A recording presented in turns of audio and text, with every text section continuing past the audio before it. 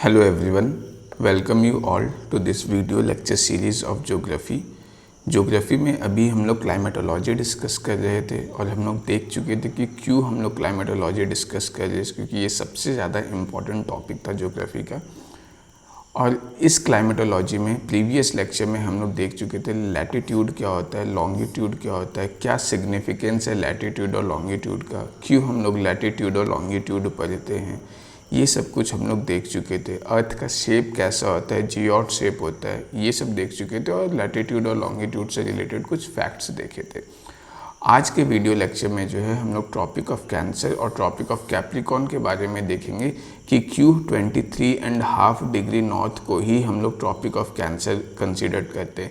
हम लोग तो 23.5 डिग्री नॉर्थ और 23.5 डिग्री साउथ का ऐसा क्या सिग्निफिकेंस है कि ये दोनों जो लैटिट्यूड है इसको हम लोग इतना ज़्यादा डिटेल में पढ़ते हैं। हम लोग तो ऐसा भी तो बोल सकते थे कि 10 डिग्री नॉर्थ या 10 डिग्री साउथ, लेकिन अपन क्या पढ़े थे 23.5 डिग्री नॉर्थ और 23.5 डिग्री साउथ।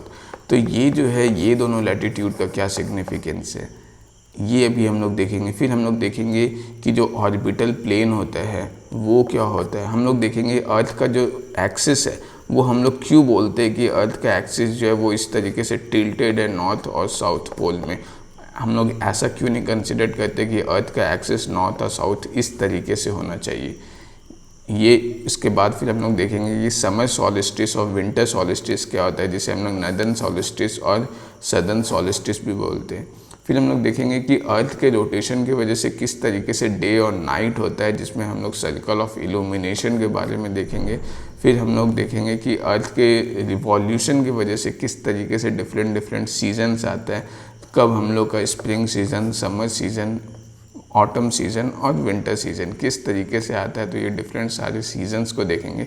फिर अर्थ का जो डिस्ट्रीब्यूशन है लैटिट्यूड्स के बेसिस पे, जो कि टेम्परेचर के बेसिस पे होता है, वो हम लोग देखेंगे कि टेम्परेचर के बेसिस पे किस तरीके से अर्थ के लैटिट्यूड्स को डिवाइड किया गया है। और फिर फाइनली हम लोग जो है लीप ईयर का कॉन्सेप्ट देखेंगे और सोलर और लूनर एक्लिप्स के बारे में देखेंगे। ओके, तो चलिए शुरू करते हैं। सबसे पहले हम लोग देखते हैं कि जो कॉन्सेप्ट है कि अर्थ का जो एक्सिस है वो टिल्टेड है। हम लोग यहाँ पे बोलते हैं कि अर्थ जो है बेसिकली अगर ये अर्थ है तो अर्थ का एक्सिस ये नहीं है, बल्कि अर्थ का एक्सिस जो है वो बेसिकली इस तरीके से टिल्टेड है। ओके, तो हम लोग ये क्यों बोल रहे हैं कि ये अर्थ का एक्सिस ऐसा टिल्टेड है, इसके पीछे क्या रीज़न है। देखो सिंपल सा बात ये है कि जब अगर आप यहाँ पे मान लो ये कोई इंसान है और ये जो है ये एक अपने हाथ में एक मैग्नेट लटकाया हुआ है, ये जो बार मैग्नेट होता है ना इस टाइप का। अब ये बार मैग्नेट है, इस बार मैग्नेट को क्या हुआ कि ऐसे ये रोटेट कर दिया गया। अब ये रोटेट करेगा और फिर जैसे ही इस बार मैग्नेट को छोड़ेगा तो ये क्या होगा, वापस एक पोजीशन में आएगा। और जिस पोजीशन में ये वापस रुक रहा है रिवॉल्व होने के बाद, तो वो हमेशा नॉर्थ और साउथ का ही डायरेक्शन में अलाइन हो रहा है। कितने भी बार रोटेट कर लो आप, ये हमेशा बार मैग्नेट जो है वो एक ही डायरेक्शन में अलाइन करेगा, नॉर्थ साउथ डायरेक्शन में। और उसी से तो हम लोग को फिर पता चलता है कि कौन सा डायरेक्शन नॉर्थ है या साउथ है। जब मौसम कभी अगर ख़राब हो जाए और लोग जंगल में फंस जाते हैं, तो लोग जंगल में क्या होता है एक डायरेक्शन के लिए क्या होता है कि डायरेक्शन के लिए यहाँ पे मैग्नेट लेके जाते हैं। और मैग्नेट को क्या करते हैं, ये बार मैग्नेट है, इस बार मैग्नेट को एक थ्रेड से बांधते हैं और फिर इस बार मैग्नेट को थ्रेड से बांधने के बाद इसको जो है रोटेट कर देते हैं। और ये रोटेट करने के बाद जिस डायरेक्शन में रुकता है तो ये हमेशा नॉर्थ और साउथ डायरेक्शन में ही रुकता है। और इसके हेल्प से फिर क्या होता है कि लोग पता करते हैं कि नॉर्थ डायरेक्शन कौन सा है, साउथ डायरेक्शन कौन सा है। ओके, तो अब यहाँ पे क्या है कि जैसे ये सपोज़ ये बार मैग्नेट लिया गया इस तरीके से थ्रेड में, इस मैग्नेट को जो है यहाँ पे रोटेट किया गया और उसके बाद इसको छोड़ दिया गया। तो ये हमेशा अर्थ के इस डायरेक्शन में जो है वो जाके रुका। मतलब जो मैग्नेट का जो साउथ पोल था वो इस साइड था और जो नॉर्थ पोल था वो इस साइड था। तो ये तो हम लोग को पता है कि अगर जो मैग्नेट है, मान लो कि ये मैग्नेट है, ये इसका नॉर्थ पोल है, ये साउथ पोल है, तो और अगर दूसरा मैग्नेट है उसका अगर ये नॉर्थ पोल है साउथ पोल है, तो ये दोनों क्या होता है एक दूसरे को अट्रैक्ट करता है। लेकिन वही अगर ये मैग्नेट का यहाँ पे नॉर्थ पोल होता और इधर साउथ पोल होता तो ये क्या होता, ये वाला मैग्नेट और ये वाला मैग्नेट जो है ये दोनों क्या होता है, ये दोनों एक दूसरे को रिपेल करता। तो अगर मैग्नेट जो है इस थ्रेड में ऐसे घुमाने के बाद इस पोजीशन में आकर के रुक रहा है, तो इससे क्या पता चल रहा है कि जो मैग्नेट का साउथ पोल इधर है, तो कोई ना कोई ऐसा होगा जिसका नॉर्थ पोल जो है वो इस साइड होगा, तभी तो किसी मैग्नेट का नॉर्थ पोल इस साइड होगा, तभी तो ये मैग्नेट हमेशा इसी डायरेक्शन में आकर के रुक रहा है। ओके, तो अब यहाँ पे क्या है कि बेसिकली जब हम लोग अर्थ का इंटीरियर स्ट्रक्चर के बारे में पढ़ेंगे तब यहाँ पे हम लोग देखते हैं कि जो आयरन मतलब जो अर्थ है, अर्थ का कोर में यहाँ पे हम लोग को बहुत ही लार्ज डिपॉजिट्स ऑफ आयरन मिलता है। ओके, तो ये जो आयरन है इसकी वजह से क्या होता है, अर्थ में एक मैग्नेटिक फील्ड क्रिएट होता है और ये मैग्नेटिक फील्ड जो है उसका नॉर्थ इधर होता है और ये साउथ इधर होता है। और इसीलिए ये जो मैग्नेट है जब इसको हम लोग रोटेट कर रहे हैं तो ये जो रोटेट करने के बाद अर्थ का मैग्नेट है ये इस साइड यहाँ पे हम लोग का साउथ डायरेक्शन मैग्नेट का जा रहा है और इधर नॉर्थ का जा रहा है। इसका मतलब क्या है कि जो अर्थ है जो बहुत बड़ा मैग्नेटिक फील्ड क्रिएट कर रहा है उसका इधर नॉर्थ होगा और इधर साउथ होगा।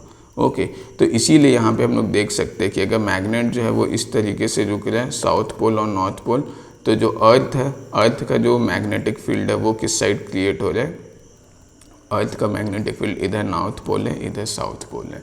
तो अब यहाँ पे क्या देखा गया कि अगर सपोज कर लो ये जो है ये जैसे सन है, ओके, और ये अर्थ है, तो अब यहाँ पे एक और कॉन्सेप्ट जान लेते हैं कि जो ऑर्बिटल प्लेन है वो क्या होता है। तब हम लोग देखेंगे कि ये 23.5 डिग्री क्यों हम लोग बोल रहे हैं कि ये नॉर्थ पोल और साउथ पोल जो है अर्थ का वो 23.5 डिग्री ऐसे टिल्ट है, ये क्या कॉन्सेप्ट है। देखो सबसे पहले ऑर्बिटल प्लेन समझ लेते हैं कि ये यहाँ पे सन है, सन के बाद यहाँ पे आपको दिख रहा होगा कि ये जो सबसे रेड वाला लाइन है ये जो है ये हम लोग का मरकरी का लाइन है। उसके बाद फिर ये जो है ये वेनस के लिए है, ये येलो वाला जो है वो अर्थ के लिए। तो ये सारा रिवॉल्व इस तरीके से हो जाए सारे प्लैनेट्स। यहाँ पे ऐसा नहीं हो जाए कि ये अगर मरकरी इस तरीके से रिवॉल्व कर रहा है तो यहाँ पे आपका जो अर्थ है वो इस तरीके से रिवॉल्व कर रहा है, फिर मार्स जो है वो इस तरीके से रिवॉल्व कर रहा है। सब के सब एक ही प्लेन में ही रिवॉल्व कर रहे हैं। तो ये वाला जो प्लेन है ये इस प्लेन को अपन क्या बोलते हैं, इसको ऑर्बिटल प्लेन बोलते हैं। और यही नहीं, यहाँ पे एक चीज़ और भी ध्यान रखना है, जैसे ये सन है, सन का जो सेंटर होगा, मरकरी का सेंटर मतलब सेंटर ऑफ मास, जैसे ये है सन तो सन का सेंटर ऑफ मास या सेंटर यहाँ पे होगा, तो सन का सेंटर, मरकरी का सेंटर, वेनस का सेंटर, सब सारे प्लैनेट्स का सेंटर जो है वो इसी प्लेन में लाई कर रहा होगा। ज़रूरी नहीं कि ये हमेशा सारे प्लैनेट्स इसी लाइन में हो सकता है सन यहाँ, मरकरी यहाँ पे हो, अर्थ यहाँ पर हो, यहाँ पे सैटर्न यहाँ पर हो, नेपच्यून इस जगह पे हो, कहीं पे भी हो सकता है। लेकिन मेरा कहने का मतलब है कि सबका जो सेंटर होगा वो इसी प्लेन में होगा।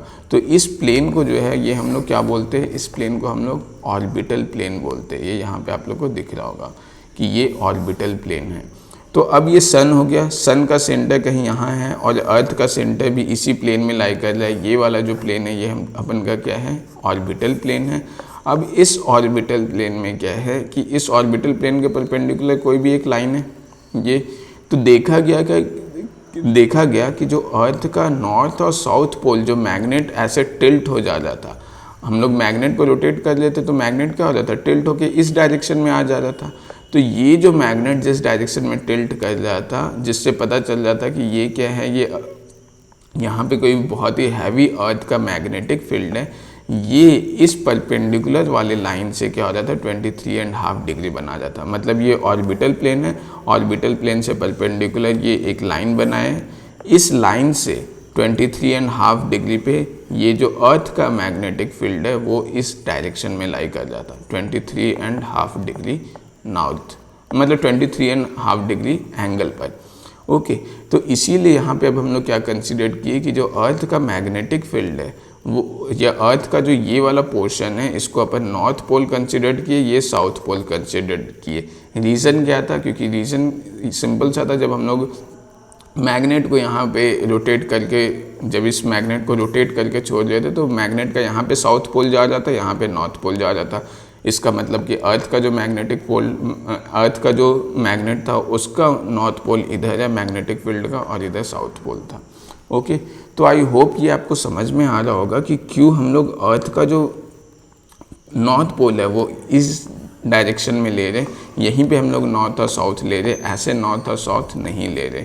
ओके, तो ये चीज़ आपको समझ में आ गया होगा। फिर अभी हम लोग एक चीज़ और देखते हैं। जैसे ये अर्थ है, ये सन है, और ये अर्थ क्या हो रहा है, इसके अराउंड रोटेट कर रहा है। ये दो तरीके से रोटेट कर रहा है। एक तो ये अपने एक्सिस पे भी खुद से इस तरीके से रोटेट कर रहा है, नॉर्थ साउथ पोल के। ये जो है ये नॉर्थ साउथ पोल, यहाँ पे एक चीज़ और ध्यान में रखना है कि ये जो नॉर्थ और साउथ पोल को ज्वाइन करता हुआ जो लाइन है, इसे हम लोग बोलते हैं अर्थ का एक्सिस। ठीक है, और ये वाला जो है, जो सारा जिसके प्लेन के अराउंड सब रिवॉल्व कर रहे हैं, उसे हम लोग ऑर्बिटल प्लेन बोल रहे हैं। ओके, तो अब यहाँ पे क्या है कि अर्थ जब अपने एक्सिस के अराउंड एक रोटेट कर रहा है, और दूसरा क्या हो रहा है कि अर्थ जो है वो ये पूरे प्लैनेट्स मतलब सन के अराउंड रिवॉल्व कर रहा है। तो ये दो तरीके से मूवमेंट हो रहा है। एक खुद अपने डायरेक्शन में भी ऐसे रिवॉल्व कर रहा है, और ये किस तरीके से रिवॉल्व कर रहा है, तो वेस्ट टू ईस्ट डायरेक्शन में रिवॉल्व कर रहा है। और जब यहाँ पे रोटेट कर रहा है, और जब अर्थ जो है वो जब रिवॉल्व कर रहा है सन के अराउंड, तो ये जो सन के अराउंड रिवॉल्व कर रहा है ये काउंटर क्लॉकवाइज डायरेक्शन में कर रहा है। काउंटर क्लॉकवाइज मतलब कि एंटी क्लॉकवाइज, घड़ी का उल्टा दिशा। ओके, इस टाइप से। तो अब यहाँ पे एक चीज़ और फैक्ट आपको ध्यान में रखना है कि जितने भी प्लैनेट्स हैं वो अर्थ को काउंटर क्लॉकवाइज डायरेक्शन में ही रिवॉल्व करते हैं, एक्सेप्ट वेनस और यूरेनस, ये दोनों क्लॉकवाइज डायरेक्शन में रिवॉल्व करते हैं। तो अभी यहाँ पे हम लोग को क्या देखना है कि जब ये अर्थ जो है, ये अर्थ रोटेट कर रहा है सन के अराउंड, ये वेस्ट टू ईस्ट डायरेक्शन में। तो जब ये वेस्ट टू ईस्ट डायरेक्शन में रोटेट कर रहा है, तो यहाँ पे अभी क्या है कि अगर इस पर्टिकुलर पोजीशन पे हम लोग देखें, तो यहाँ पे ये वाला जो पोर्शन है, इस पोर्शन पे क्या होगा, पूरा दिन है इस साइड वाले, और इधर वाले पोर्शन पे क्या होगा, नाइट होगा।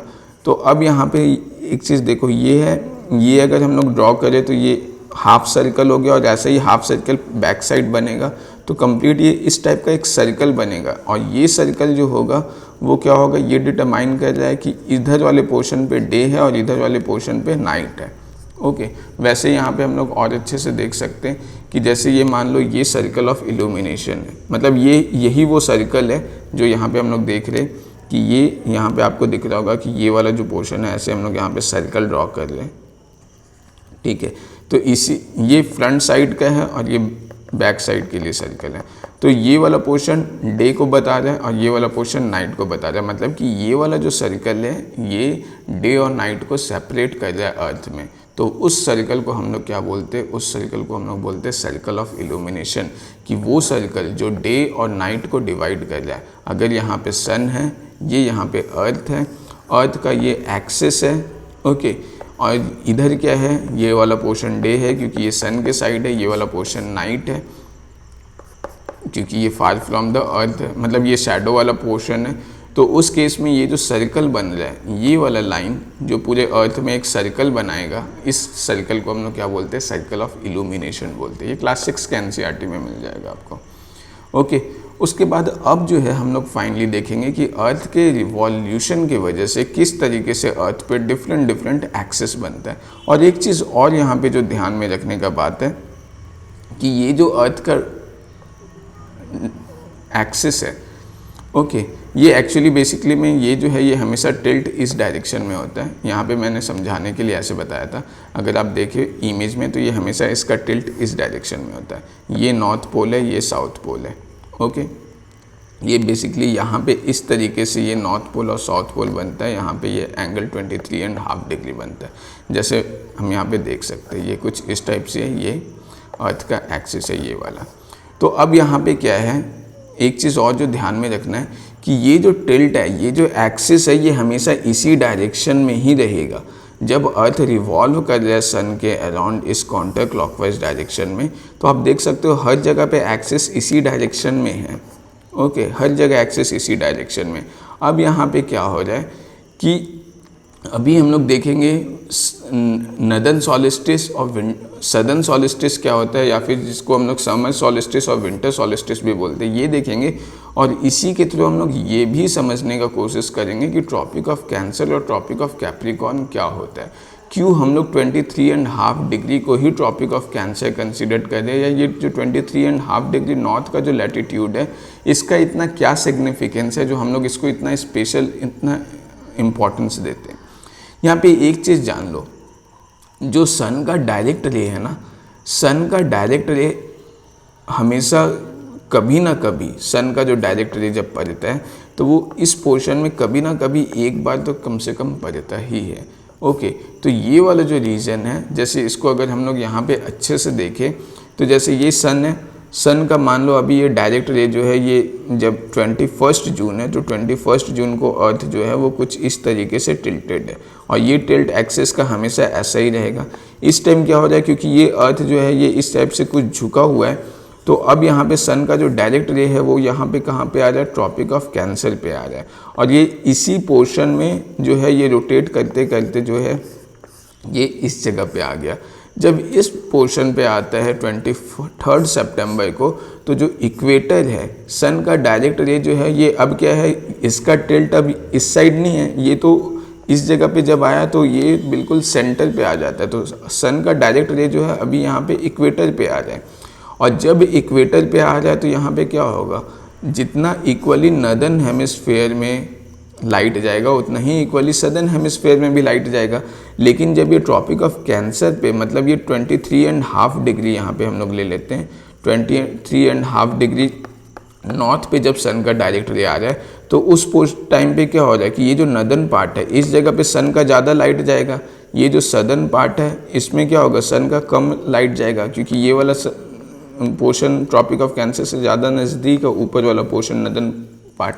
लेकिन जब इक्वेटर पे जाएगा तो जितना पार्ट ऊपर जा रहा है सन का, उतना ही पार्ट सदर्न हेमिस्फीयर में जा रहा है। अब मान लो कि सन का डायरेक्ट रे अब क्या हो रहा है, 22 दिसंबर को जो है ये ट्रॉपिक ऑफ कैप्रिकॉर्न पे आ रहा है। जब ट्रॉपिक ऑफ कैप्रिकॉर्न पे सन का डायरेक्ट रे आ रहा है तो उस केस में क्या हो रहा है, ये सदर्न पार्ट पे सन का डायरेक्ट रे आ रहा है, लेकिन जो नॉर्दर्न पार्ट है इस पे सन का डायरेक्ट रे आ रहा है, मतलब यहाँ पे भी सन का डायरेक्ट रे नहीं आएगा एक्चुअली, मतलब ट्रॉपिक ऑफ कैप्रिकॉर्न पे सन का डायरेक्ट रे आ रहा है, लेकिन जो सदर्न पार्ट है अर्थ का इस पे सन का ज़्यादा रे फॉल हो रहा है, जो नॉर्दर्न हेमिस्फीयर है इस पे सन का कम रे फॉल हो रहा है। फिर जब ये सन का डायरेक्ट रे 21 मार्च को इक्वेटर पे जा रहा है तो उस केस में क्या हो रहा है, जितना लाइट नॉर्दर्न हेमिस्फीयर में आ रहा है सन का, उतना ही लाइट क्या हो रहा है, सदर्न हेमिस्फीयर में आ जाए। ये डायग्राम बहुत इंपॉर्टेंट है, इसको अभी हम लोग एक बार और अच्छे से समझने का कोशिश करते हैं। यहाँ पे बेसिकली क्या है कि जब से सपोज कर लो जब नॉर्दर्न ट्रॉपिक ऑफ कैंसर पे सन का डायरेक्ट रे आ रहा है, तो जो नॉर्दर्न पार्ट है इस पे सन का जब डायरेक्ट रे आएगा तो यहाँ पे क्या होगा, इस जगह पे हम लोग का समर सीजन हो रहा है नॉर्दर्न हेमिस्फीयर में, और जो सदर्न पार्ट है इस जगह पे क्या रहा है, यहाँ पे तो सन का रे उतना नहीं पहुँच रहा है, तो यहाँ पे क्या होगा, इस जगह पे विंटर सीजन होगा। इसीलिए यहाँ पे हम लोग देख सकते हैं कि जैसे सपोज कर लो जब यहाँ पे इंडिया है, इंडिया कहाँ पे है, नॉर्दर्न पार्ट पे, अगर ट्रॉपिक ऑफ कैंसर में यहाँ पे 22 जून को 21 जून को जब यहाँ पे सन का डायरेक्ट रे पड़ रहा है, तो उस टाइम यहाँ पे क्या है, ये जो नॉर्दर्न वाला पूरा हेमिस्फीयर है इसमें यहाँ पे आपका क्या है, समर सीजन है, और जो ये सदर्न हेमिस्फीयर है जिसमें ऑस्ट्रेलिया हो गया, साउथ अफ्रीका हो गया, इस जगह पे आपका क्या है, यहाँ पे आपका विंटर सीजन है। इसलिए आप देखते होगे कि कभी कभी ऐसा होता है कि इंडिया में भले यहाँ पे जून का मंथ चल रहा है, लेकिन अगर उस टाइम इंडिया का कोई टूर जो है वो ऑस्ट्रेलिया हो जाए क्रिकेट का, या फिर इंडिया टूर के पे साउथ अफ्रीका जाता है क्रिकेट खेलने के लिए, तो वैसे केसेस में वहाँ पे उन लोग स्वेटर पहन के क्रिकेट खेलते हैं। क्यों? क्योंकि उस टाइम जो सदर्न हेमिस्फीयर है उस जगह पे क्या है, विंटर सीजन चल रहा है। ओके, तो वही यहाँ पे हम लोग देख सकते हैं कि यहाँ पे जब ट्रॉपिक ऑफ कैंसर है, ये इस जगह पे जो है यहाँ पे क्या हो रहा है, सन का डायरेक्ट रे आ रहा है 21 जून को, जिस टाइम नॉर्दर्न हेमिस्फीयर में यहाँ पे समर है। फिर यहाँ पे हम लोग देख रहे हैं कि जब 23 सितंबर हो रहा है, ये धीरे धीरे रिवॉल्व करते करते जब 23 सितंबर को आ रहा है, तो इस जगह पे इक्विनॉक्स है। इक्विनॉक्स का मतलब क्या है कि दिन और रात बराबर होगा। यहाँ पे ट्रॉपिक ऑफ कैंसर, यहाँ पे एक चीज़ और ध्यान रखना है, ये जो पूरा डायग्राम में हम लोग जो भी हम लोग इक्विनॉक्स वगैरह बोल रहे हैं या दिन बड़ा होगा, रात छोटा होगा, ये सब जो बोले ये सब कुछ हम लोग नॉर्दर्न हेमिस्फीयर के कॉन्टेक्स्ट में बोले। ये बहुत इंपॉर्टेंट बात है, इसको यहाँ पे ध्यान में रखना है। जैसे हम लोग बोलते हैं ना कि 21 जून को सबसे लंबा दिन होता है, तो ये लंबा दिन किसके कॉन्टेक्स्ट में होता है? ये नदर्न हेमिस्फीयर के कॉन्टेक्स्ट में होता है कि नदर्न हेमिस्फीयर में तो सबसे लंबा दिन हो जाए, लेकिन सदर्न हेमिस्फीयर में उस टाइम क्या होता है? सबसे लंबा रात हो जाए।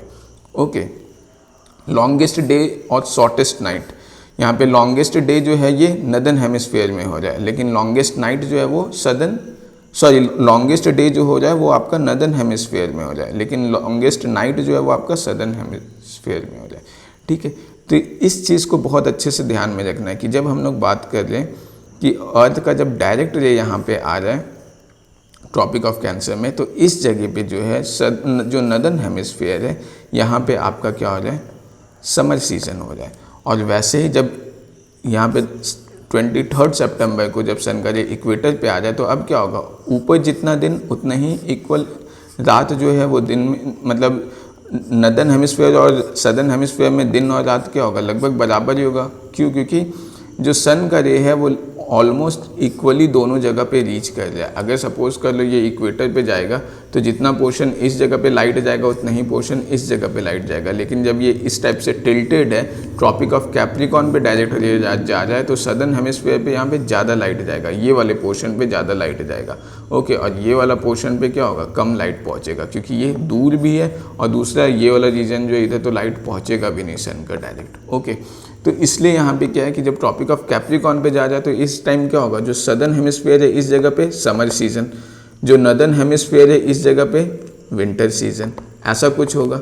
ओके, तो इसलिए यहाँ पे देखो 22 दिसंबर को जब यहाँ पे क्या है, सदर्न हेमिस्फीयर में आपका ऑस्ट्रेलिया था, साउथ अफ्रीका था, जो अभी हम लोग मैप में देखें कि जब ट्रॉपिक ऑफ कैंसर ये वाले लाइन पे सन का डायरेक्ट रे आ जाए, और ये कब आ जाए? 22 दिसंबर को आ जाए, तो उस टाइम यहाँ पे क्या होगा? ऑस्ट्रेलिया में जो है इस जगह पे ऑस्ट्रेलिया हो गया, या फिर आपका साउथ अफ्रीका हो गया, या फिर इधर अर्जेंटीना हो गया, तो इस केस में इधर जो है आपका 22 दिसंबर को सन का डायरेक्ट रे आने की वजह से क्या हो जाए कि यहाँ पे समर सीज़न हो जाए, लेकिन दिसंबर के टाइम इंडिया में क्या हो जाए या बाकी नदर्न हेमिस्फीयर में क्या हो जाए? यहाँ पे विंटर सीजन हो जाए। इसीलिए आप देखो कि जब हम लोग 25 दिसंबर को क्रिसमस सेलिब्रेट करते हैं, तो उस टाइम इंडिया में या नदर्न हेमिस्फीयर में क्या होता है? ठंड का मौसम होता है, विंटर सीजन होता है। लेकिन वही ये जो ऑस्ट्रेलिया में जब क्रिसमस का सेलिब्रेशन होता है, अगर आप वीडियोज़ देखो न्यूज़ में, या फिर साउथ अफ्रीका में जब क्रिसमस सेलिब्रेशन हो जाए, तो यहाँ पे समर सीज़न है। यहाँ पे जो क्रिसमस सेलिब्रेट किया जा रहा है वो समर सीज़न में किया जा रहा है। तो यहाँ पे बेसिकली क्या हो जाए, जो अर्थ है, अर्थ का ये ट्रॉपिक ऑफ कैंसर पे जो है, यहाँ पे पहले सन का डायरेक्ट रे फॉल हो जाए, फिर यहाँ से फॉल हो, इस जगह से क्या हो जाए, धीरे धीरे 3 महीने का यहाँ पे 3 मंथ का टाइम ले जाए। क्यों? क्योंकि जून में ट्रॉपिक ऑफ कैंसर पे सन का रे डायरेक्ट फॉल हो जाता, उसके बाद 3 महीने के बाद धीरे धीरे ये जो है ये सन का डायरेक्ट रे फॉल धीरे धीरे जो है वो क्या हुआ कि ये इक्वेटर पे सन का डायरेक्ट रे फॉल होने लगा। और फिर यहाँ पे क्या है कि फिर यहाँ से 3 मंथ का टाइम लिया, और ये 3 मंथ के बाद क्या हुआ, धीरे धीरे ये और नीचे सन का रे गया, ये ट्रॉपिक ऑफ कैप्रिकॉर्न पे सन का डायरेक्ट रे फॉल हुआ, और फिर यहाँ पे फिर से 3 मंथ का और टाइम पीरियड लगा, और उसके बाद सन का डायरेक्ट रे क्या हो रहा है, वापस अब ये और नीचे नहीं जा रहा है, ये वापस अब इक्वेटर पे ही जा रहा है। तो ये 3 महीने का टाइम लगा, और फिर यहाँ पे क्या हुआ, फिर से ये और ऊपर जाएगा, तो अब ये फिर से 3 मंथ का टाइम लगा, तो उसके बाद ये क्या हुआ, ट्रॉपिक ऑफ कैंसर पे हुआ। मतलब कि 1 साल में जो सन का डायरेक्ट रे है वो एक बार ट्रॉपिक ऑफ कैंसर पे जा रहा है, 2 बार इक्वेटर पे सन का डायरेक्ट रे फॉल हो रहा है, और 1 बार कैप्रिकॉर्न पे हो रहा है। तो यहाँ पे एक चीज़ जो ध्यान में रखने वाला बात है वो ये है कि यहाँ पे हम लोग 23.5 डिग्री नॉर्थ को, यहाँ पे एक्चुअली ये लैटिट्यूड था जिसको हम लोग ट्रॉपिक ऑफ कैंसर बोल रहे हैं, तो ये 23.5 डिग्री नॉर्थ जो है इसका सिग्निफिकेंस क्या है, क्यों हम लोग 23.5 डिग्री नॉर्थ को ही स्पेशल इतना पढ़ाई करते हैं? उसका रीज़न ये है कि ये जो अर्थ का नॉर्थ पोल और साउथ पोल है, ये क्या था, ये एक्चुअली में ये अर्थ का एक्सिस जो था ये इस वर्टिकल लाइन से टिल्टेड था। इसका मतलब कि जो इक्वेटर है वो ये इक्वेटर नहीं है, इक्वेटर क्या है, इसके अकॉर्डिंग ये इक्वेटर जो है अब वो ये हो गया, ये जो है ये 23.5 डिग्री नॉर्थ ऐसा हो गया और ये 23.5 डिग्री साउथ ऐसा हो गया। तो सन का यहाँ पे डायरेक्ट रे किस जगह पे आ रहा है, ये सन का डायरेक्ट रे जो है वो यहाँ पर आ रहा है। ये जो है ये भी ट्रॉपिक ऑफ कैंसर है, ठीक है। तो इस केस में क्या होगा, ये वाला पोर्शन में क्या होगा, समर सीजन होगा, ये वाला पोर्शन में क्या होगा, विंटर सीजन होगा, कुछ ऐसा ही तो होगा। तो यहाँ पे क्या है कि जो सन का डायरेक्ट रे है, ये हम लोग क्या देख रहे हैं कि सन का डायरेक्ट रे एक बार आया ट्रॉपिक ऑफ कैंसर में, ये किस टाइम आया, ये आपका जून के टाइम में आया। उसके बाद फिर 21 जून को ट्रॉपिक ऑफ कैंसर पे सन का डायरेक्ट रे पड़ जाता। फिर धीरे धीरे ये अर्थ रिवॉल्व करते करते जब सितंबर में पहुंचा तो सितंबर में सन का डायरेक्ट रे इक्वेटर पे आ जाता। तो इस टाइम क्या हो जाता, इक्विनॉक्स का सिचुएशन बन जाता, मतलब जितना दिन उतना ही रात, 12 घंटे का दिन 12 घंटे का रात। यहाँ पे जून के केस में क्या हो जाता, नदर्न हेमिस्फीयर में दिन जो था वो सबसे बड़ा दिन होता है, हम लोग बोलते हैं longest day of the year. लेकिन वही सदर्न हेमिस्फीयर में ये क्या हो जाता है, longest night of the year. फिर जब है ये इक्वेटर में आ गया सितंबर में, तो वापस 22 दिसंबर को यहाँ पे अब क्या हो रहा है, ट्रॉपिक ऑफ कैंसर पे सन का डायरेक्ट रे आ रहा है। तो इस जगह पे अब क्या है कि जो सदर्न हेमिस्फीयर है, इस जगह पे यहाँ पे आपको देखने को क्या मिलेगा, समर सीजन, नदर्न हेमिस्फीयर में विंटर सीजन। और इसके बाद 22 दिसंबर के बाद सन का डायरेक्ट रे जो है वापस अब किस जगह पे आएगा, इसके बाद वापस आपको यहाँ पे आएगा इक्वेटर पे। और ये इक्वेटर पे कब आएगा, मार्च के टाइम। और ये मार्च में जब आएगा तो वापस यहाँ पे क्या होगा, 12 घंटे का दिन 12 घंटे का रात। और फिर क्या होगा, फिर 21 जून को जो है ये क्या होगा, ट्रॉपिक ऑफ कैंसर पे आ जाएगा, मतलब longest day on the northern hemisphere. तो ये जो सन का डायरेक्ट रे है वो हमेशा क्या हो रहा है, इसी रीजन में रिवॉल्व कर रहा है। पहले इक्वेटर में आया, इक्वेटर के बाद फिर कहाँ पे गया, ट्रॉपिक ऑफ कैंसर पे, ट्रॉपिक ऑफ कैंसर के बाद फिर इक्वेटर पे आया, इक्वेटर के बाद फिर यहाँ पे ट्रॉपिक ऑफ कैप्रिकॉर्न, फिर इक्वेटर, फिर ट्रॉपिक ऑफ कैंसर, फिर इक्वेटर, फिर ट्रॉपिक ऑफ कैप्रिकॉर्न। तो ये क्या हो रहा है, इस तरीके से केवल इसी पोर्शन में ही लाइट आ रहा है सन का डायरेक्ट रे। बाकी जगह तो सन का डायरेक्ट रे पहुंच ही नहीं रहा, बाकी जगह सन का स्लैंटेड रे पहुंच रहा है। तो इसीलिए यहाँ का जो धूप होगा ये काफ़ी ज़्यादा तीखा होगा, मतलब बहुत ही कड़ा धूप यहाँ पे होगा, जबकि जो ये वाला पोर्शन है इस जगह पे उतना कड़ा धूप नहीं होगा।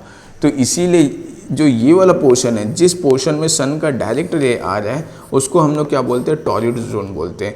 और इसीलिए ये वाला जो 23.5 डिग्री नॉर्थ लैटिट्यूड है, इसको हम लोग ट्रॉपिक ऑफ कैंसर बोल रहे हैं, और 23.5 डिग्री साउथ लैटिट्यूड को हम लोग ट्रॉपिक ऑफ कैप्रिकॉर्न बोल रहे हैं।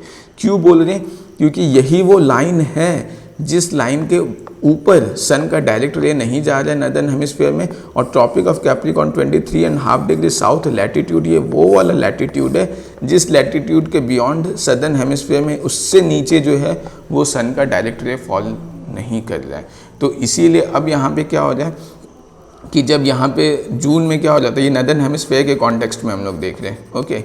तो जून में यहाँ पे क्या हो रहा है कि समर सीज़न आ रहा है नदर्न हेमिस्फीयर में। उसके बाद फिर यहाँ पे सितंबर में क्या हो रहा है, इक्विनॉक्स का सिचुएशन बन रहा है, इक्वल मतलब दिन और रात बराबर। तो यहाँ पे ऑटम सीज़न आ रहा है। उसके बाद फिर क्या हो रहा है, फिर कैप्रिकॉर्न पे आ रहा है। तो उस टाइम 22 दिसंबर को क्या हो रहा है, इंडिया में ठंड आ रहा है, विंटर सॉलिस्टिस हम लोग बोले। बेसिकली यहाँ पे देखो सॉलिस्टिस का मतलब क्या होता है, सॉल और स्टिस। सॉल जो है वो सन को बोलते हैं, और स्टिस मतलब बोलते हैं जब कोई चीज़ वहीं पे खड़ा हो, टू स्टैंड स्टिल।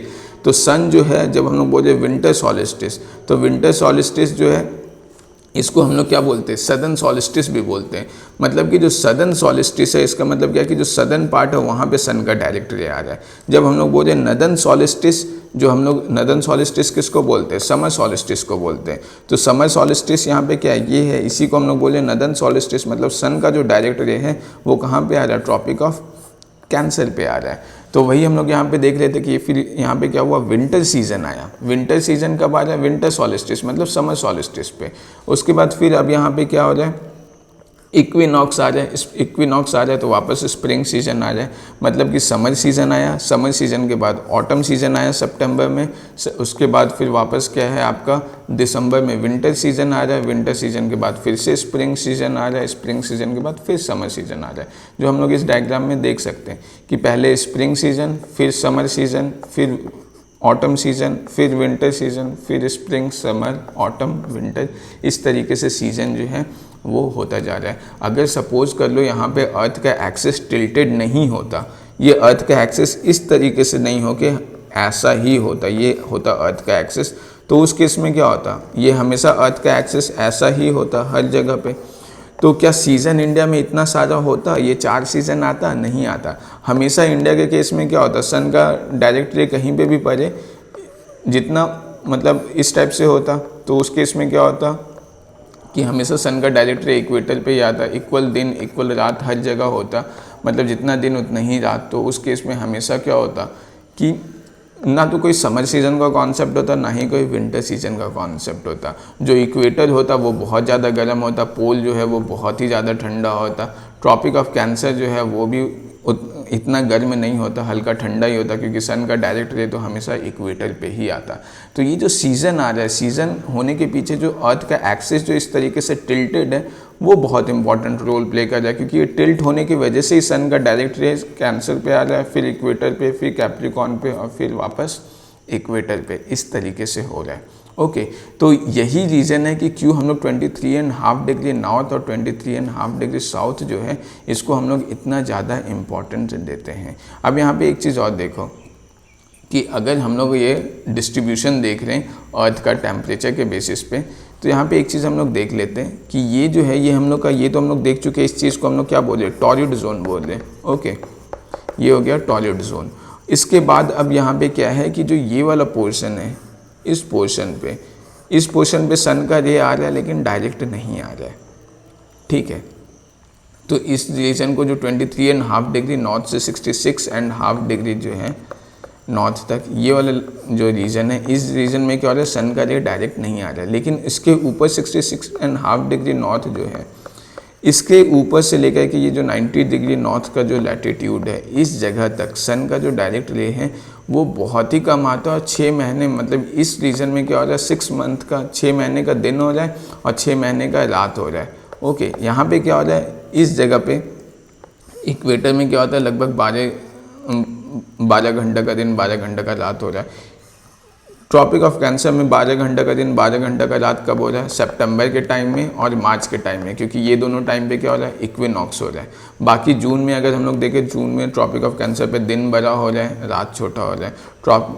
वही अगर हम लोग दिसंबर के टाइम में देखें, तो दिसंबर के टाइम में ट्रॉपिक ऑफ कैंसर पे क्या हो रहा है, या नदर्न हेमिस्फीयर में क्या हो रहा है, रात बड़ा हो रहा है, दिन छोटा हो रहा है। लेकिन अगर यहाँ पर हम लोग इस फिगर को हम लोग देखें, तो जैसे सपोज़ कर लो कि ये ट्रॉपिक ऑफ कैंसर पे सन का डायरेक्ट रे आ रहा है, तो उस केस में क्या हो रहा है कि ये जो सन का डायरेक्ट रे है, वो जो ये वाला पोर्शन है, इस पोर्शन पे सन का डायरेक्ट रे पहुंच ही नहीं पा रहा है, ठीक है। मतलब सन का डायरेक्ट रे इस जगह पे पड़ रहा है, बाकी सब जगह तो स्लैंट पड़ रहा है, स्लैंट रे आ रहा है। तो जो ये वाला पोर्शन है, इस पोर्शन पे सन का रे नहीं पहुँच रहा है। और इस जगह पे सन का रे कब पहुंचेगा, जब सन का डायरेक्ट रे जो है वो ट्रॉपिक ऑफ कैप्रिकॉर्न पे पड़ेगा, तब ये वाला जो सदर्न पार्ट का, ये जो 66.5 डिग्री नॉर्थ से जो नीचे का पोर्शन है, वहाँ पे सन का रे आएगा। तो इसीलिए यहाँ पे क्या हो रहा है कि ये देखो, इस जगह पे अभी क्या है, इस जगह पे अभी रात है, ये जो नीचे वाला पोर्शन है, क्योंकि इस जगह पे बिल्कुल भी लाइट नहीं पहुँच रहा है। जैसे इधर क्या है, जब ये ऐसा है तो ये रोटेट कर रहा है, तो कुछ टाइम यहाँ पे रात आ रहा है, कुछ टाइम दिन आ रहा है, 24 घंटे में, मतलब हर 24 घंटे में दिन और रात ऐसे स्विच करते जा रहा है। लेकिन यहाँ पे क्या है, यहाँ पे अभी ये 3 मंथ हो गया, अभी भी ये जब इक्वेटर पे जा रहा है, तो धीरे धीरे अब यहाँ पे क्या हो रहा है, दिन होना स्टार्ट हो रहा है। ये रात होना शुरू हुआ था और अब धीरे धीरे दिन होना शुरू होगा। ये दिन होना शुरू हुआ और फिर जैसे कैप्रिकॉर्न पे आएगा, तो यहाँ पे क्या होगा, ये जो सदर्न हेमिस्फीयर है, इस जगह पे क्या होगा, पूरा का पूरा दिन आ जाएगा। तो मतलब कि लगभग 3 महीने और 3 महीने 6 महीने का टाइम ले रहा है ये क्या हो, दिन से रात होने में। फिर यहाँ पे अभी जब इस जगह पे, यहाँ पे अगर हम लोग देखें, इस जगह पे जब ट्रॉपिक ऑफ कैंसर पे लाइट है, तो ये वाला जो पोर्शन है आर्टिक सर्कल से ऊपर का, ये वाला पोर्शन पे सन का डायरेक्ट रे नहीं पहुंच रहा है, यहाँ पे सन का लाइट ही नहीं पहुंच रहा है इस जगह पे। तो यहाँ पे अभी क्या है, रात हो रहा है, ठीक है। अब इस जगह पे रात हो रहा है और यहाँ पे अभी क्या है, जो अंटार्कटिक सर्कल, अंटार्कटिका, यहाँ पे दिन हो रहा है। अब यहाँ पे क्या हो रहा है कि इस जगह से फिर वापस जब इक्वेटर पे जा रहा है, तब यहाँ पे अभी धीरे धीरे क्या हो रहा है, साउथ पोल में दिन होना शुरू हो रहा है। उसके बाद वापस जब इस कैंसर पे जा रहा है, तब यहाँ पे क्या हो रहा है, दिन हो रहा है। मतलब कि यहाँ पे क्या है कि 6 महीना का टाइम लग रहा है। 6 महीना जो है वो यहाँ पे दिन है, डे है, और 6 मंथ का जो है यहाँ पे नाइट है। मतलब कि जो नॉर्थ पोल और साउथ पोल है, जो आर्टिक सर्कल और अंटार्कटिक सर्कल से ऊपर वाला जो रीजन है, इस जगह पे, जिसको हम लोग फ्रीजिड जोन बोलते हैं, इस जगह पे क्या है, 6 महीने का दिन है और 6 महीने का रात है। और ऊपर से जो सन का, अगर दिन में जो सन का लाइट भी आ जाए तो वो बहुत ही ज़्यादा स्लैंटेड है। स्लैंटेड होने का मतलब क्या है, इंटेंसिटी बहुत कम है। एक तो है ये डायरेक्ट रे आ रहा है, ओके, और दूसरा क्या हो रहा है कि एकदम स्लैंट रे आ रहा है, पहुँच रहा है यहाँ पे, या यहाँ पे बिल्कुल स्लैंट रे जा रहा है। तो उस केस में क्या है कि ये जो सन का रे है वो उतना ज़्यादा नहीं पहुँच रहा है, ओके, काफ़ी कम इंटेंसिटी का है। जो जैसा मतलब विंटर में सुबह सुबह जैसा धूप उगता है वैसा यहाँ पे दिन होता है, ओके। तो ये टेम्परेचर के बेसिस पे इस तरीके से हम लोग डिटरमाइन करते हैं कि 23.5 डिग्री नॉर्थ से 23.5 डिग्री साउथ का जो पोर्शन है, इसको अपन टॉर्रिड जोन बोलते हैं या ट्रॉपिकल जोन बोलते हैं। रीज़न क्या है, क्योंकि ये वो पोर्शन है जहाँ पे सन का डायरेक्ट रे साल में कभी ना कभी फॉल होता है। टेम्परेट जोन क्या है, यहाँ पे टेम्परेट जोन और फ्रिजिड जोन में सन का डायरेक्ट रे फॉल नहीं होता है, लेकिन टेम्परेट जोन जो है यहाँ पे ये 23.5 डिग्री नॉर्थ से लेकर के 66.5 डिग्री नॉर्थ जो आर्टिक सर्कल है ये नदर्न हेमिस्फीयर में, और सदर्न हेमिस्फीयर में जो है 23.5 डिग्री साउथ से लेकर के 66.5 डिग्री जो ये आपका अंटार्कटिक सर्कल है 66.5 डिग्री साउथ। तो ये वाला जो पोर्शन है इसको अपन क्या बोल रहे हैं, इसको अपन टेम्परेट जोन बोल रहे हैं। और ये टेम्परेट जोन में अर्थ का लगभग 50% अर्थ इसी में कवर हो जाता है। 25% अर्थ जो है वो टॉर्रिड रीजन में आता है और बाकी जो बचा वो फ्रीजिड जोन में आता है। और ये फ्रीजिड जोन का क्या खासियत है, ये वो वाला पोर्शन है नदर्न हेमिस्फीयर में आर्टिक सर्कल से ऊपर और सदर्न हेमिस्फीयर में अंटार्कटिक सर्कल से ऊपर, ये वो पोर्शन है जहाँ पे 6 महीने का दिन और 6 महीने का रात हो रहा है, ओके। और इसीलिए यहाँ पे जो भी चीज़ है ये काफ़ी ठंडा एरिया है। जैसे मैंने बताया ना कि यहाँ पे जो धूप भी, जो दिन भी होता है तो वो बिल्कुल वैसा होता है जैसा यहाँ पे ठंड के टाइम में सुबह सुबह जिस टाइप का धूप उगता है, जिस टाइप का। तो उससे क्या हो रहा है कि यहाँ पे जो बर्फ़ है वो पिघलता नहीं है उतना, ओके। तो इसीलिए ये जो है ये आपका फ्रीजिड जोन है। फिर एक चीज़ और जो ध्यान में रखना है कि यहाँ पे अगर आप कभी वेस्टर्न कंट्रीज़ में घूमने जाओ या फिर अगर कभी वहाँ का मूवीज़ वगैरह देखो, तो वहाँ पे एक चीज़ आप नोटिस करना कि जो डस्ट वाला पार्ट है, जिस तरीके से ये टॉर्रिड जोन जो है ये यहाँ पे क्या होता है, काफ़ी ज़्यादा डस्ट होता है। अगर आप दिल्ली में रह रहे हो तो वहाँ पे अगर आप देखते होगे कि होता क्या है, अगर रूम में झाड़ू ना भी लगे तो उस केस में भी क्या होता है, रूम काफ़ी ज़्यादा गंदा हो जाता है। अगर आप किसी बुक को सेल्फ से 2-3 दिन तक नहीं हटाओ तो उस बुक पे बहुत ही ज़्यादा डस्ट एक्यूमुलेट हो जाता है। लेकिन ये केस आपको यूरोप में नहीं देखने को मिलेगा या यूएसए में नहीं देखने को मिलेगा। वहाँ पे ऐसा नहीं होता है कि अगर आप सेल्फ पे बुक रखा हुआ है और उसे 2-3 दिन तक नहीं पढ़े तो उतना ज़्यादा डस्ट एक्यूमुलेट हो जाएगा। जितना यहाँ 2 दिन में होगा उतना हो सकता है यहाँ होने में 2-4 महीने लग जाए, इतना टाइम हो जाता है। रीज़न क्या है? रीज़न सिंपल सा ये है कि आपको ये चीज़ समझना होगा कि जो वार्म एयर है, ये वार्म एयर में क्या होता है कि जो मॉलिक्यूल्स के बीच का डिस्टेंस है ये बहुत ज़्यादा होता है, जिसकी वजह से क्या होता है, ये जो वार्म एयर है ये काफ़ी ज़्यादा हल्का होता है, इसका जो वेट होता है वो काफ़ी कम होता है। आसान भाषा में आप ऐसे भी याद कर सकते हैं कि जो गर्म हवा होता है वो हल्का होता है, जो ठंडा हवा होता है वो ज़्यादा होता है। ये मॉलिक्यूल का स्पेस को अगर आपको समझना है तो आप ऐसे भी समझ सकते हैं कि जो मास होता है, ठीक है, मास ये आप हटा ही दो, ओके, नहीं तो अननेसेसरी कन्फ्यूजन क्रिएट होगा। इतना बस ध्यान में रखो कि वार्म एयर जो है वो हल्का होता है, ठंडा एयर जो है वो भारी होता है। इसको अगर समझना है तो ये हॉट एयर बलून का एग्जांपल ले सकते हो। हॉट एयर बलून में क्या होता है, या ये यहाँ पे बास्केट है, इसमें लोग बैठे हुए, यहाँ पे एक बर्नर होता है, इस बर्नर से क्या होता है, आग जलाया जाता है। और ये जब आग जलाया जा रहा है तो इसमें बलून में क्या हो रहा है, पूरा का पूरा गर्म हवा हो जा रहा है। जब ये गर्म हवा हो जाए तो ये क्या हो रहा है, ये क्योंकि बलून के अंदर गर्म हवा है, बाहर का हवा उतना ज़्यादा गर्म नहीं है, तो गर्म हवा राइज़ करेगा। और ऐसे भी देखो जब इवापोरेशन होता है तो यहाँ पे क्या होता है, सरफेस पे जो पानी गर्म कर रहे हैं हम लोग यहाँ पे बर्नर से, तो यहाँ पे क्या होता है कि ये सरफेस का पानी इवापोरेट करके ऊपर जाना स्टार्ट होता है। क्यों? क्योंकि जो गर्म हवा है ये मतलब यहाँ पे क्या हो रहा है, यहाँ का हवा जो है वो क्या होगा, गर्म हो गया, तो ये राइज़ करना स्टार्ट कर देता है। तो वही हम लोग यहाँ पे भी देख सकते हैं कि जब हम लोग बर्नर में यहाँ पे गर्म कर रहे तो ये बलून, क्योंकि इसके अंदर गर्म हवा है तो ये हल्का हो गया, बाहर का हवा ठंडा हवा है, तो ये राइज़ करना स्टार्ट हो गया, तो ये बलून ऊपर जाने लग जाता है। लेकिन जब ये लोगों को नीचे आना होता है तो वो क्या करते हैं, ये जो गर्म हवा इसके अंदर जो जा रहा था उसका कम कर देते हैं और ठंडा हवा जो है वो धीरे धीरे हल्का भरना स्टार्ट कर देते हैं। तो ये जो है इसका जो बलून है, इसके अंदर जब हवा उतना ज़्यादा गर्म नहीं रहता है कंपेयर टू बाहर का और धीरे धीरे ठंडा होना स्टार्ट होता है, तो ये बलून वापस नीचे आना स्टार्ट हो जाता है। ओके, तो यहाँ से भी आप इस चीज़ को समझ सकते हैं कि गर्म हवा जो होता है वो लाइटर होता है, cold air are the denser one. तो अब देखो यहाँ पे क्या होता है कि जब गर्म हवा होगा तो ये अगर लैंड एरिया है तो इस लैंड एरिया में जो भी डस्ट पार्टिकल है, अगर गर्म हवा होगा तो ये क्या होगा, सब हवा के साथ ऐसे राइज करेगा और हवा में सारा डस्ट पार्टिकल्स हो जाएगा। लेकिन अगर वही यहाँ पे मान लो कि इस जगह पे ये लैंड एरिया है और यहाँ पे ठंडा हवा है, तो उस केस में क्या होगा कि सारा का सारा हवा जो है वो ठंडा हवा एकदम नीचे ऐसे रहेगा, तो सारा का सारा जो डस्ट पार्टिकल है वो नीचे ही ज़मीन के साथ रहेगा। ऐसे भी आप देखना कि जब विंटर सीज़न आता है तो विंटर सीज़न में आपको डस्ट का प्रॉब्लम नहीं होता है, समर सीज़न में डस्ट का प्रॉब्लम होता है। तो ऐसा क्यों होता है, क्योंकि समर सीज़न में लाइट एयर है, मतलब हवा जो है वो गर्म है, काफ़ी लाइट है, तो उसकी वजह से क्या हो रहा है, सारा का सारा डस्ट पार्टिकल्स एयर में के साथ मूव कर रहा है। लेकिन ऐसा सेम केस आपको विंटर सीजन में नहीं देखने को मिलेगा। तो वही यहाँ पर है कि जो कोल्डर एरियाज है जैसे यूरोप हो गया, कनाडा, यूएस, रशिया, ये सब में क्या होता है कि यहाँ पे आपको डस्ट पार्टिकल्स का उतना इशू नहीं देखने को मिलेगा। लेकिन वही जो ये टॉरिड रीजन है, इस रीजन में आपको डस्ट पार्टिकल्स काफ़ी ज़्यादा देखने को मिलता है। ओके, तो आई होप आपको ये चीज़ समझ में आया होगा।